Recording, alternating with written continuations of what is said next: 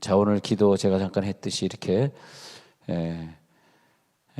교육자나 교사의 헌신이 항상 있었기 때문에 그래서 우리 아이들이 거기에서 숨을 쉬고 거기에서 영양분을 먹고 또 이 갈팡질팡 할 수밖에 없는 시대에 자기 갈 길을 찾아가는 것 아니겠습니까? 그런데 우리는 그에 대한 어떤 보답은 못 받았지만 다른 것으로 하나님이 갚아주실 줄로 믿습니다. 다른 걸로 갚아주실 거예요. 그래서 또 열심히 사역을 해야 되겠습니다. 주님은 항상 이 비유로 말씀하시기 때문에 어떤 환경에 부닥치면 항상 하나님은 100% 진면목으로 보여주시는 것이 아니라 그 어떤 환경이나 어떤 사태나 어떤 일이 벌어졌을 때 내가 얼마나 성장했는가를 그 사건을 통해서 테스트하시는 거거든요.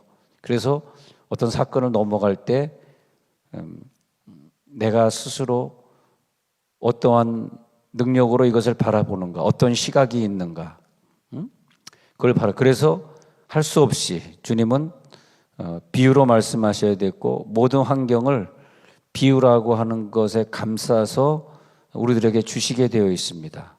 그러니까 이제 우리가 무엇을 볼 때 그 자체로 보지 말고 예를 들어 그 사람이 나에게 좀 어렵게 대한다 할지라도 그 사람 속에 있는 그 하나님의 깊은 뜻, 또 코로나가 우리를 많이 힘들게 한다 할지라도 그것을 통해서 하나님이 우리들에게 주시는 뜻, 이런 것들을 자꾸 캐내는 게 뭐냐 하니까 내가 너희들에게 비유로 줬는데 너희들에게는 비유를 깨닫게 하지만 어떤 이들에게는 비유를 못 깨닫게 한다. 왜? 저들이 듣고 보아서 깨달아서 완악하여져 가지고 그래가지고 돌이켜 내게 고침을 받을까 두려워하기 때문이다. 그래서 일부러 저들이 고침 못 받게 하려고 나는 비유로 준다. 모든 상황은 비유다. 네 수준만큼 깨달아라. 네 수준만큼 열심을 내라.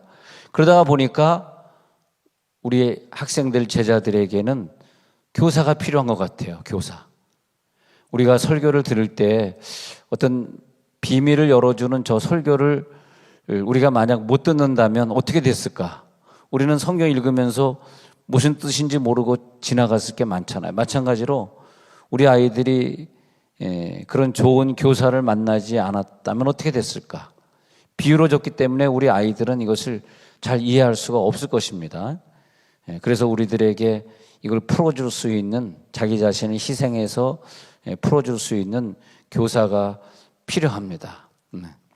그러면서 그 단계에 보면은 씨 뿌리는 자의 비유를 들으라 그러면서 19절에 보니까 말씀은 들었지만 깨닫지 못하는 1단계, 그때는 이제 악한 자가 와가지고 그 마음에 뿌린 것을 뺏어가는 마태복음 13장 19절에 1단계, 또 2단계의 깨달음은 돌밭에 뿌려져가지고 말씀은 듣고 기쁨으로는 받아요. 그 말씀이 들어갔어요.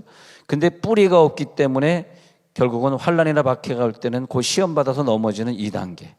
또 22절에 가서는 3단계는 뭐냐 하면은 가시떨기에 뿌려졌다는 것은 말씀을 들었지만은 세상의 염려와 재물의 유혹 때문에 말씀이 결실을 하지 못하는 단계. 마지막 4번째는 좋은 땅에 파고 들어가 가지고 30배, 60배, 어떤 것은 100배의 그 결실을 이루는 단계. 이 4단계를 말씀하신단 말이에요. 그러니까 우리들이 어떤 말씀을 들을 때 4단계로 받아들이는데 우리가 키우는 이 제자들이, 자녀들을 말씀이 들어가면 그 말씀을 좋은 땅이 되어서 말씀을 잘 흡수해서 100배의 결실을 맺히도록 하는 그 사명. 이것보다 더 귀한 사명이 어디 있습니까? 또 교사 아무나 시켜줍니까? 그래도 교사를 시킬 때는 시키시는 부장이나 위원장이 이분은 그래도 좀 뭐 성경 좀 읽었다든지 좀 교회 좀 다녔다든지 좀 얼굴은 좀 지적으로 보인다든지 뭐 속은 뭐 좀 무식할지언정 어쨌든 얼굴 보니까 좀 지적으로 생겼다든지 뭐 이런 이유가 있어서 그분을 교사로 시켜줬어요. 오늘 나온 교사들은 보통이 아닙니다. 다 검증된 사람들이죠. 그래서 아까 둘로 나눠졌는데 앞에 서서 찬양을 하신 분과 뒤에 앉아서 구경하신 분들, 이 둘로 나눠졌는데 이 뒤에 앉아서 구경하신 분들이 이제는 내년도에는 앞에 나와서 찬양하게 될지어다. 예, 그렇죠? 예, 아멘은 하나님과 약속한 거예요. 예, 그래서 우리가 교사를 해야 됩니다. 교사. 예? 얼마나 좋아요. 우리가 교사할 수 있는 기회가 있다는 게. 그래. 네, 여기 딱 보니까 알겠네. 웃돌이 흰 옷 안 입은 분들, 자기 웃돌이 색깔 봐봐. 내년도엔 내가 흰 옷을 입고 나오리라. 예, 흰 옷을 입고 나오리라. 오늘 교사들 보십시오. 거의 다 그렇지만은 여기 오늘 흰 옷 입고 서신 이분들이 사실은 여러분 대단한 사람들입니다. 개인적으로 친하게 지내보세요. 야, 어떻게 이런 천사 같은 마음을 가졌을까? 나도 집에서 우리 아이들 잘못하면 화내는데 어떻게 이렇게 끝까지 화내지 않고 우리 아이를 자기 자녀처럼 이렇게 사랑해주고 먹을 것도 사주고 라면도 끓여주고 말이야. 예? 예. 세상에 이런 게 어디 있어요. 예. 그렇잖아요. 근데 내년도에 이분들 옆에 서서 내가 찬양하게 되면 여러분 정말 감사한 줄 아시기 바랍니다. 아무나 이분들 옆에서 찬양 못해요. 여긴 거룩한 곳입니다. 그 흰옷 입은 그 남자분 여자분 그 옆자리는 거룩한 장소예요. 주여, 응? 그 거룩한 장소에 아무나 설 수 있겠습니까? 그것도 하나님이 나에게 깨달음을 주셔야 되지. 그잖아요? 근데 이 교사들은 우리 자녀들이 그 성경 말씀을 깨닫지 못하기 때문에 3단계로 이렇게 양파 껍질을 벗기듯이 잘 벗겨서 그 아이들을 먹여주는 거죠. 이 세상의 모든 삼라만상, 모든 과학, 모든 음식의 세계든 보면은 다 하나님이 주관하는데 가만히 연구해 보면 말이에요. 연구해 보면 그게 다 비밀이 있더라고, 비밀. 이 비밀을 캐내는 거죠.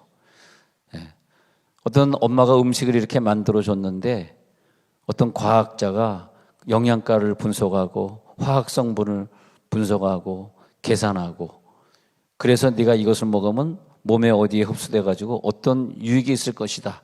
그렇게 말할 수 있을 것입니다. 그러나 그 엄마가 그 음식을 만들어 줄 때 그 속에 집어넣었던 사랑과 정성은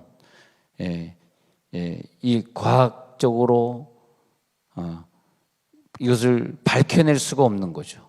그래서 그 속에 숨어 있는 것은 과학의 대상이 아니라는 거죠. 똑같은 음식 같아 보여도 어떤 음식에는 그 엄마의 눈물과 사랑이 정성이 깃들어 있기 때문에 똑같이 먹었는데 어떤 아이에겐 그것이 약이 돼가지고 병을 낫게 하는 능력이 될 수도 있고 똑같이 생겼는데 어떤 사람에게는 그것이 독이 될 수도 있고 그건 과학으로 알 수 없는 신비로운 거죠. 그래서 우리가 비유를 푼다. 우리의 사람들에게 비유를 풀어준다. 우리가 성경을 볼 때 비유를 풀어서 그 한 껍데기 벗기고 본다. 이것은 뭐냐 하면은 그 속에 숨어 있는 하나님의 사랑을 본다. 할렐루야. 하나님의 사랑을 우리가 체험한다. 그리고 그걸 봤기 때문에 나는 그것을 발견한 사람이기 때문에 그것에 대해서 내가 어떻게 응답할 것인가. 그래서 나는 이것을 발견한 사람이잖아. 그래서 나는 다른 사람보다 그런 것 같아요. 똑같은 말씀인데 더 많은 것을 발견한 사람은 그 사랑과 희생과 용서의 반경이 더 커지게 되는 거죠. 그래서 시편 78편 2절에 가서 보면 자, 시편 78편 2절에 가서 보니까 이렇게 나옵니다. 내가 입을 열어 비유로 말하며 예로부터 감추어졌던 것을 드러내려 하니. 그러니까 입을 열어서 비유로 말하면서 예로부터 감추어진 것들을 드러낸다. 그래서 이 사건들 속에서 하나님은 하나하나 드러내주고 있어요. 감춰진 것들을 내가 드러내려고. 그건 것 같아. 드러내려. 그래서 내가 이 청년들 시집장가 갈 때 꼭 부탁하는 게 절대 직장 물어보지 마라. 절대 학벌 물어보지 마라. 부모 살아계신가 그거 물어보지 마라. 주여, 뭐 물어봅니까? 키만 물어봐라. 160 이하면 결혼해라. 160 이하면 결혼해라. 남자가 160 넘으면요 굉장히 좋더라고요. 네. 그 비유로 말씀하셨다. 그런데 이 비유는 이 아까 시편 78편 2절에서 이 비유로 말씀하잖아요. 손흥훈 목사 설교도 이 비유를 잘 푸는 사람이 들어야 좋더라고요. 비유를 잘 푸는 사람이. 제가 무슨 얘기를 잘못하면 무슨 자랑 같아서 얘기하고 싶지는 않지만 어저께 어떤 부부가 이제 식사하자 그래서 왜냐면 그 수자원 공사가 코로나 걸리면서 지난주까지 전 직원에게 교회를 나가지 말라고 그래서 좀 빠졌어요. 그래서 이번 주부터 이제 나가도 된다 그래서 오늘 이제 수자원 공사 다니시는 우리 처장이신 황성철 집사님 비롯해가지고 오늘 보니까 다 보이시더라고요. 지난주까지는 좀 못 보였습니다. 근데 그 이제 어떤 집사님이 이분은 부장인데 그런 이제 식사하면서 그 부부가 그런 얘기를 하더라고요. 정말 감사하게도 여기 와가지고 말씀을 자기가 많이 깨닫게 됐고 그 깊은 비밀을 알게 되었다고. 그래서 내가 그 말을 들으면서 우리가 이것 때문에 예수를 믿는 것이 아닌가. 더 깊은 비밀을 파고들 때 우리들의 영적 수준이 높아지잖아요. 그 영적 수준이 높아진 것만큼 마귀와 싸워 이기는 권세고 영적 수준이 높아진 것만큼 하나님이 은사를 주시고 영적 수준이 높아진 것만큼 죄송하지만 복을 받고 네, 할렐루야. 그렇게 되더라고요. 그래서 이 마샬이라고 하는 거, 이 비유로 말씀하신다니 비유라는 마샬이라고 하는 히브리어를 보면은 이 마샬이라고 하는 분이 말이 뭐냐면 주관하다, 통치하다 그런 말이거든요. 그 창세기 1장 18절에 낮과 밤을 주관하게 하시고 낮과 밤을 주관하게 하시고 그랬어요.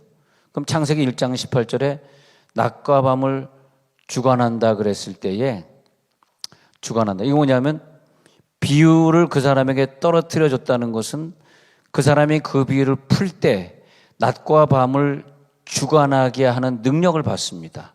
못 풀면 아무것도 아니에요. 그래서 우리가 어렸을 때부터 깊은 성경을 많이 읽고 많이 깨달으면 깨달을수록 주관하는 그 범위가 넓어진다는 거예요. 주관하게 하시고.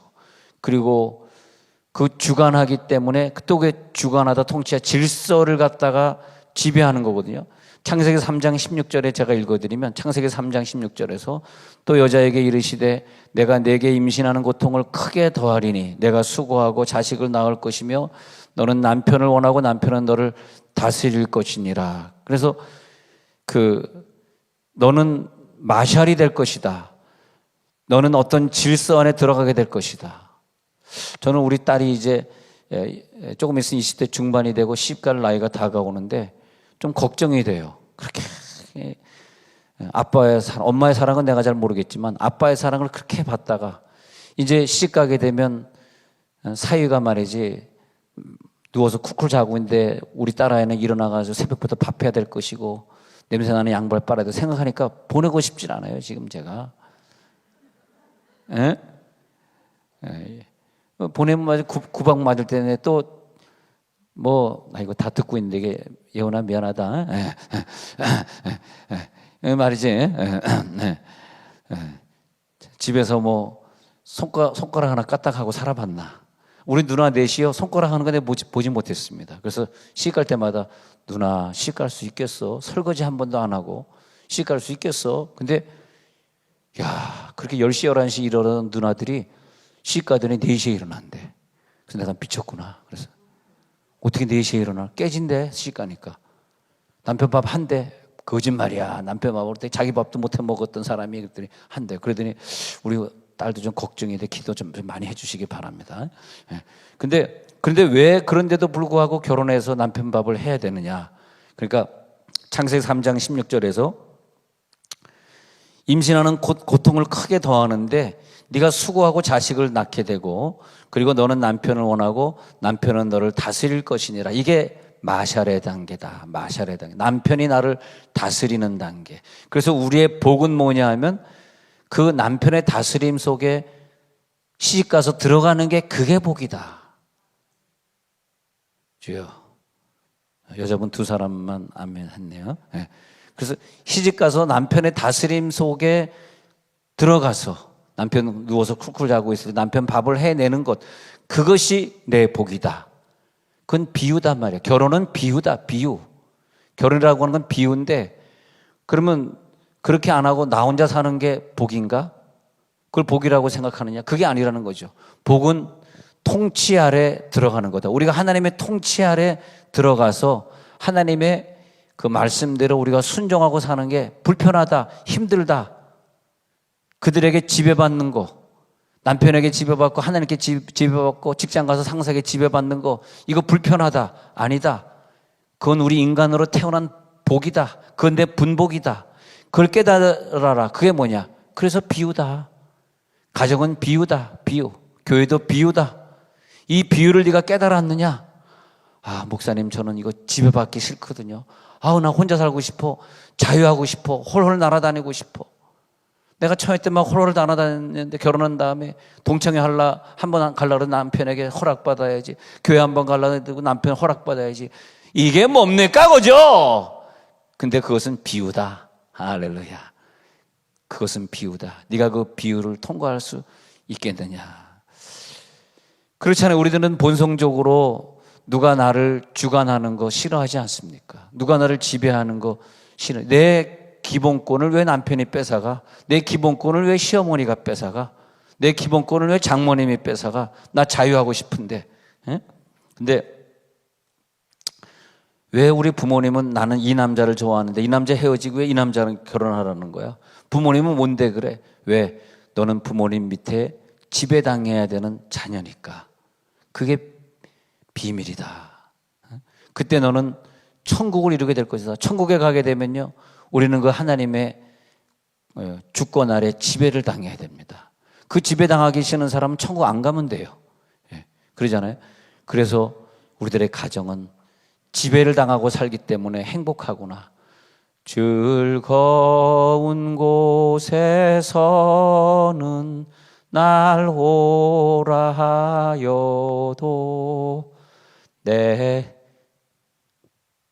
갑자기 어떻게 되냐. 그래서 이제 마태복음 12장 46절에 가서 보니까, 마태복음 12장 46절에 가서 보니까 예수께서 무리에게 말씀하실 때 그의 어머니와 동생들이 예수께 말하라고 밖에 섰습니다. 그런 다음에 보소서 당신의 어머니와 동생들이 당신께 말하려고 밖에서 있나이다. 그러니까 예수님이 내 어머니와 동생들이 밖에 서 있다고? 이거 비유다. 무슨 비유입니까? 그래서 내 어머니와 동생들이라고 얘기했느냐? 동생들을 보라. 동생들을 보라. 한 50절에 가가지고 아니야, 하늘에 계신 내 아버지의 뜻대로 하는 자가 내 형제요 자매요 어머니이니라. 아니 그게 뭐지? 저기 동생들 어머니가 있는데 한 뜻대로 행한 새로운 어머니가 또 있어? 그 비유 도저히 이해할 수 없습니다. 오늘 이 비유를 깨닫고 정말 내 자녀가 누구일까요? 오늘 고등부에서 중등부에서 유치부에서 나를 기다리고 있는 그 아이들이 어느 순간에요, 내 자녀처럼 느낄 때가 와요. 내 자녀. 저도 고3 때부터 교사를 했잖아요.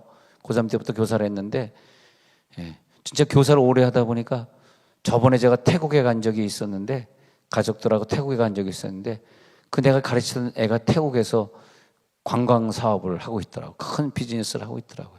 지금은 이제 코로나 때문에 태국이 문 닫아가지고 잠시 한국에 언제 나가려고 그러니까 지금 뭐 태국에 나갈 기약이 없더라도 한국에 좀 나와 있는데, 여기 세월이 지나고 나서 보니까 참 내가 교사했다는 게 얼마나 감사하고, 아는 사람들이 너무 많아지고 제자들이 많아지고 그런 것 같아요.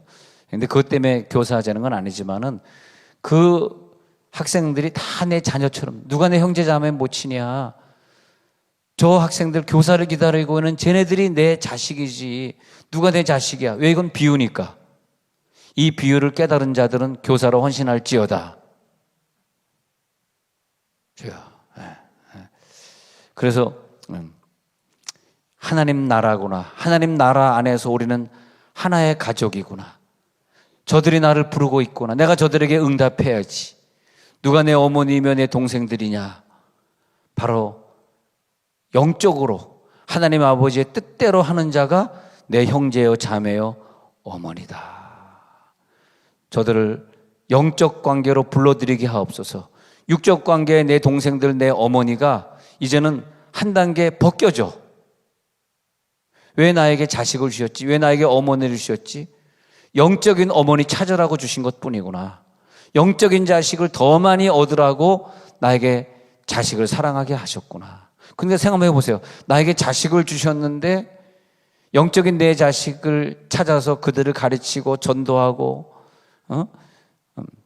먹이고 하는 일을 내가 안 한다면 나에게 자식을 주신 그 비유를 깨닫지 못했단 말이에요. 지금 비유란 말 이해하고 계세요? 나에게 왜 자식을 줬을까? 이 비유를 깨달아야 된다니까. 왜 하나님이 나에게 이런 자식을 주셨지? 그 자식을 주신 비유를 못 깨달으면 자식이 아니라 짜식이 된다 이거예요. 감사합니다. 웃어줘서. 네. 왜 나에게 자식을 줬지? 이 비유를 깨달은 자들은 그래, 내 자식은 이 자식뿐만이 아니라 우리 교회에서 나를 기다리고 있는 저 고등부 학생들이지. 안태현 전도사님이 얼마나 나를 기다리고 있을까? 전도사님 오늘 광고 났던데 제가 고등부 교사해도 될까요? 할렐루야. 네. 네. 그렇지 않습니까? 그래, 왜 줬지? 이 비유를 넘어가야 돼. 어떤 가정은 왜 하나님 우리 아이가 장애가 생겼지? 왜 온전치 못하지? 그럼 어떻게 해야 돼? 그 비유를 넘어가야 돼. 빨리 그걸 넘어가야 됩니다. 자기 사명을 찾아. 그래서 나는 뱃속에서부터 그런 기도를 많이 시키는 사람들은 저는 100% 사명자라고 봅니다. 진짜입니다. 이 비유예요, 비유. 이 비유를 빨리 깨달아야 돼요. 사명자는 온전한 사람은 사명자를 내가 본 적이 없어요. 다 뱃속에서부터 문제 있는 사람. 저도 왜 사명자가 됐냐면 간증을 한 150번 정도 했습니다만은 딸 넷을 낳고 하도 딸 난다고 구박을 하길래 할머니가 하도 시어머니가 그 왜 이 권사님이 권사가 그렇게 구박했는지 몰라. 이 권사가 문 권사를 구박을 하니까 문 권사가 배를 복대를 똥똥 매가지고 임신했는데 하여튼 제가 태어날 때까지 임신했다는 걸 아무도 몰랐답니다. 그러니 내가 잘하겠니? 키가 잘하겠니 내가? 응? 딱 태어났는데 너무너무 작게 태어났다는 거예요. 그것도 그냥 할머니 생일날 막 옆에서 부엌에서 일하다가 갑자기 배가 아파가지고 주변 둘러보니까 가위가 있더래. 가위 들고 골방에 들어가서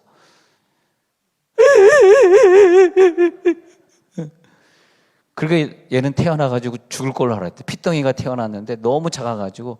그래서 제 생일이 왜 여러 개냐면 태어난 날 저는 올리지 못했습니다. 좀 지나서 올리게 됐어요. 그러니까 생일이 여러 개가 된 거예요. 음력도 있지, 태어난 날도 있지, 등록한 날도 있지, 할머니 생일날도 있지. 뭐 이게 결혼의 며칠은 우리 교회에서 제 생일을 기억해 주는 분이 별로 없어요. 목사님 이번 이거 아니구나. 다음 이거 좀 기다리세요. 또 기다리면 지나갔잖아 이러고 끝나는 거예요. 그냥 내 생일을 기억해 주는 사람은 없어. 그 태어나니까 피덩이처럼 태어나니까 얘는 죽을 거라고 생각한 거지. 얘는 살지 못할 것 같아. 영양이 너무 부족해. 그래가지고 태어나고 사는데요. 뭐 장티푸스를 비롯해가지고 나중에 어머니 그런데 뭐 별의별 병이 안 걸린 게 없대. 안 걸리게 모든 병을 다 고쳐갔다는 거예요. 예. 주야. 근데 우리에게 사명자인 분들이 있어요. 여러분 여기 그 교사 사명자들이 앉아 있었잖아. 아까 흰 옷 안 입고 앉아. 교사 사명자들을 이제 그만 버팅기고 하나님 앞에 나오시기 바랍니다. 예? 난 이제 교사다. 난 이제 교사로 부름받았다. 이 아이들을. 그리고 이제 학가다 운동하면서 집에서 그 순장들이 돼가지고 아이들 하는 그분들도 교사입니다. 예? 주중에 아이들 계속 말씀 외우게 하잖아요. 그분들도 중요한 교사들이에요. 그 외에도 목자님들도 교사들이고 그런 것입니다. 그래서 하나님 우리가 이런 교사들을 감당하게 하옵소서. 오늘 그 마태복음 13장에 다시 가서 보니까요. 13장에 가가지고 성경을 보니까 자 모든 사건은 비유인데 그러면 비유는 어떻게 해석하느냐. 내 믿음만큼 해석한다. 그리고 하나님은 내 믿음의 수준만큼 해석하도록 놔둬버리고 구원은 예수님이 주셨어요. 그러나 구원 후에 우리가 많은 사건들을 만나잖아요. 많은 사람과 만나고 헤어지고 많은 가정을 우리가 만나고 또 내 가정을 섬기고 이렇게 살아가면서 내 믿음만큼 내 사람을 해석하려는 거예요. 그러니까 어떤 정답은 없어. 너 왜 정답 못 맞춰서 그렇게 말할 필요가 없어요. 정답이 없어요. 재밌어요. 다 정답입니다. 다 정답이야. 정답이 없어요. 왜 미국 대학에서 공부하거나 해외 대학에서 공부할 땐 뭐 물어보잖아. 그 다음에 답을 얘기하면 정답은 없다. 예. 그래서 Would you please say by your own word? 너의 그 답대로 너의 말로 나에게 대답해 주라는 거야. answer는 없다. There's no answer. 그 답은 없어. 그러나 너의 말, 네가 입에서 나온 말, 그거 하면은 점수를 줘. 근데 아무 말도 못하면 점수를 안 줘. 틀린 말도 해봐. 근데 틀린 건 없어. 근데 마찬가지로 비유는 말이에요. 틀린 게 없어요. 여러분, 누가 어떻게 신앙생활을 한다 해서 뭐 틀립니까? 코로나 때문에 회사에서 교회 가지 말라서 못 나왔는데 그거 틀린 겁니까? 그것도 틀렸다 말할 수 없어. 예? 누가 자녀 교육 잘 못 시켜서 걔가 요즘 교회 안 나옵니다. 그거 잘못했습니까? 또 그것도 오답이라 말할 수 없어. 어쩌면 세월이 지난 다음에 걔가 군대 가가지고 엄청 깨져가지고 갑자기 신학교 가겠다고 올지 어떻게 알아? 아멘 안 할 줄 알았다. 그 정답이라는 거 없어. 내 답을 가지고 저 사람에게 잣대를 들이대지 말라 이거. 그게 무슨 정답입니까? 하나님 볼 때는 웃기는 얘기죠. 걔 10년 있다 변화될 거야. 지금 그렇지만 조금만 기다려. 근데 그 시대에 지금이 코로나 시대면 코로나 시대, 그 시대에 그 나이 때 그 자기 신앙의 연륜에 맞는 해석이 나와야 돼. 자기 해석. 네 해석 좀 들어보자. 너의 해석 어떻게 해석할 것이냐? 너의 주석이 뭐냐? 이걸 묻는 거죠. 그리고 그것이 너의 복이다. 그리고 너의 삶이다. 그런 거죠. 그런데 외인에게는 비유로 알려져 가지고 해석을 주지 않았다. 외인에게는, 저 바깥의 사람들에게는 비유로 했어요. 자, 13장에 보니까, 자, 우리 여러분 이 비밀을 깨닫고 오늘 기도하시기 바랍니다. 13장 10절에서 그들에게 비유로 말씀하시나이까 그랬단 말이에요. 그랬을 때 천국의 비밀을 아는 것이 제자들, 여러분들이 가르치는 교사의 제자들에게는 허락되었지만은 지옥 가는 사람에게는 그 비유의 비밀을 풀어주는 것이 허락되어 있지 않습니다. 그래서 그 비유를 풀어가면 풀어갈수록 더 넉넉하게 되지만 비유를 못 푸는 저들은 12절에 못 푸는 저들은 뭐가 되느냐? 있는 것도 빼앗기게 된다. 그러니까 우리들이 교사가 되어서 그들에게 자녀들에게 성경을 풀어주는 이 풀어주는 사역이 얼마나 중요합니까? 천국을 누리게 되는 거죠. 그래서 깨닫지 못하게 한다는 거죠. 근데 16절에 가서 보니까 너희 눈은 봄으로 너희 귀는 들음으로 복이 있다 이거예요. 너희. 그래서 듣는 자, 볼 수 있는 자 복이 있다. 구원이 점점 완성되어 가는 걸 보게 된다. 비유를 못 열어. 나는 교사를 잘 못 만나서 비유를 열어줄 사람이 없었어. 깨달음이 없었어. 그러면 어떤 논리가 말이에요. 누가 열어주든지 내가 열든지 해가지고 그게 자기께 되는 거거든요. 근데 아무도 열어줄 자가 없었어. 부모님도 안 열어줘. 교사도 안 열어줘. 교회 와도 깨달음이 없어. 성경 읽어도 깨달음이 없어. 그러면 그 논리는 내 것이 안 되기 때문에 논리에서 끝나는 것이지 진리가 아닙니다. 이해가 되시죠? 논리를 벗어나야 진리가 되거든. 그러면 진리를 만나야 우리가 복을 받고 응답을 받는데 논리는 논리대로 있으니까 그런 사람들 하는 얘기는 그러죠. 아우, 성경 많이 읽어도 난 하나님 이해 못하겠어. 아, 하나님 원망스러워. 아, 코로나 시대 보니까 하나님 안 살아계신 것 같아. 아우, 왜 성경은 왜 이렇게 다 뭐, 이게 뭐냐면 누군가 논리를 갖다가 진리로 발전시켜주지 못했다는 뜻이에요. 그런 말 사실 하면 안 되는데 하지 말라 그럴 수도 없잖아. 그 자기의 믿음이니까. 그래서 구원을 이루려면은 여기 있는 성경에 나오는 이 어려운 얘기들을 풀어야 되는데 오늘 기도하다가 다 풀려지시기를 바랍니다. 그러다 보니까 성경에 어떤 예를 들어서 부인은 남편에게 복종해라 그러면 다른 건 안 보이고 그것만 보이는 거야. 부부싸움 할 때마다 성경을 야, 부인은 남편에게 복종하라 그랬잖아. 그래서 근데 그분은 뭐냐면 성경에서 말하는 그 진리를 깨닫지 못해요. 그것은 교회와 예수님을 상징해서 말한 것인데 교회와 예수님의 관계, 우리가 교인으로서 예수를 더 잘 섬기라는 뜻인데 그거는 빼놓고 육신적인 부인만 무조건 순종해야 되는, 남편은 무조건 이겨야 되는 것으로 해석하는, 그게 뭐냐니까 비유를 깨닫지 못하는 마음. 하나님, 우리 교회가 깊은 세계로 들어가게 하옵소서. 내 목적만 성취해달라고 읽는 성경이 아니라 이 성경을 통해서 하나님의 깊은 진리를 깨닫게 하옵소서. 그런 거죠. 그게 뭐냐 하니까 한 단계 한 단계 나를 벗어나고, 여러분 내가 10년 전에 해석했던 그 성경을 10년 만에 그 구절을 만났는데 다르게 또 해석이 되잖아요. 그게 뭡니까? 비유를 더 깊이 4단계 비유에서 더 깊이 들어가. 그게 뭐냐? 내 성장을 보게 되는 거죠. 성경이 참 그래서 특이합니다. 재밌습니다. 내가 10년 전에 이렇게 깨달았는데 10년 후에는 이렇게 깨닫게 되네. 그게 뭐냐니까 나를 탈바꿈한 거야. 나를 벗어난 거야. 나를 탈피한 거야. 예. 그러다 보니까 10년 전에는 이 성경을 보면서 내 부인이 바뀌길 원하고 내 남편이 바뀌길 원하고 내 친구가 바뀌길 원했어요. 근데 지금 성경을 보니까 그게 아니네. 그 사람이 바뀌는 게 아니구나. 내가 바뀌는 거구나. 10년 동안 성장이 있었던 거죠. 성경이 그래서 신비합니다. 예. 그런 교사들이 좀 많이 나오길 바랍니다. 우리 아이들 교사들을 지금 기다리고 있잖아요. 예. 우리 반의 교사가 요즘 코로나 때문에 교회 안 나오고 있어요. 우리 교사 선생님 허락해 주세요. 예. 걔들 얼마나 급했으면 선생님이 세 글자를 얼마나 쌤이라고 불러요. 왜 빨리 오라고. 쌤. 예. 예. 얼마나 걔들이 급해서 쌤.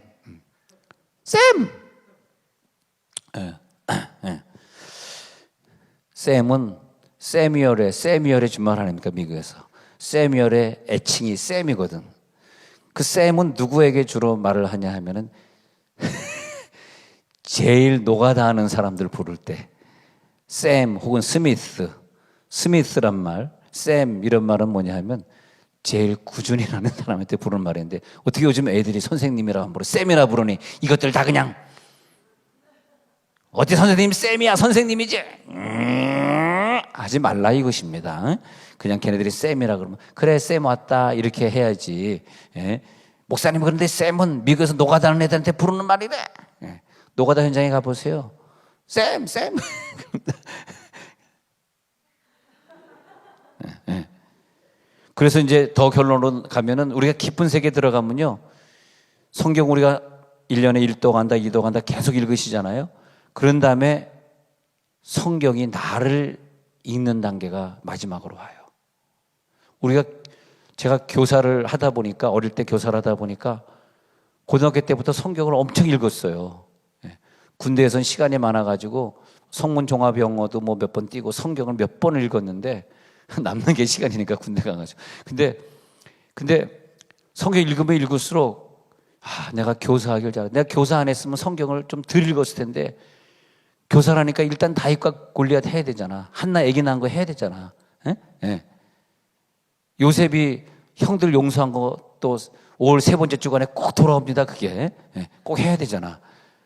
그러잖아. 예? 그러니까 얼마나 성경을 또 창세기 위주로 얼마나 많이 읽습니다. 세월이 지나고 나서 보니까 교사인 게 너무 감사하고, 우리 자녀들이 물어봅니다. 엄마 한번 물어보면 내가 교사했기 때문에 알면 엄마가 대답해주고, 하나님 나를 교사로 불러주신 게 너무 감사하고. 여러분 세종온누리교회 교사입니다 하면요 대단한 겁니다. 여러분 세종온누리교회 다니세요? 거기 또 교사하신다고요? 아유 이거 그냥 꽈배기 그냥 가져가세요 이렇게 된단 말이에요. 꽈배기 2개가 그냥 들어와 이게. 여러분 세종온누리라고 얘기해 보세요. 요즘 굉장히 칭찬이 자자하더라고. 난 전도하다가 그냥 내 명함을 제가 주고 전도하는데 명함 안 주고 세종온누리교회 아세요? 그러면 그 교회 저기 소문 들었어요. 뭐 굉장하다며요. 나는 그때 내가 감사한 게 아니라 우리 교회 교사하시는 분들이 얼마나 감사한지, 그분들의 수고로 교회를 이렇게 성장시켰으니 우리 교사하시는 분들 한번 박수로 한번 수고하셨습니다. 네? 우리 교사들이 있으니까. 아까 우리 간증한 조한별 자매도 여기 고등부 출신 아닙니까? 여기에서 그때 담임 선생님 누구였죠? 고3 때? 선우건 목사였나? 하여튼 누군지 모르겠는데, 하여튼 여기 또 학생 출신이고 그 다음에 또 교사가 되고 그러면서 이제는 오늘 밤에 성경의 나를 읽게 하옵소서. 내가 성경을 통과하게 하옵소서. 저 목사님의 말씀 비유가 내게는 진심으로 느껴지게 하시고, 오늘 우리가 교사로서 헌신하지 못했던 것들, 교사로서 우리가 하지 못했던 일들이 생각이 나시면 회개하십시다. 하나님 우리들에게 어린 영혼들, 자녀들, 제자들을 왜 주셨을까요? 내 교사의 상급을 쌓으라고 주셨는데 오늘 교사 헌신 예배를 맞이하면서 우리가 회개해야 될 것 같습니다.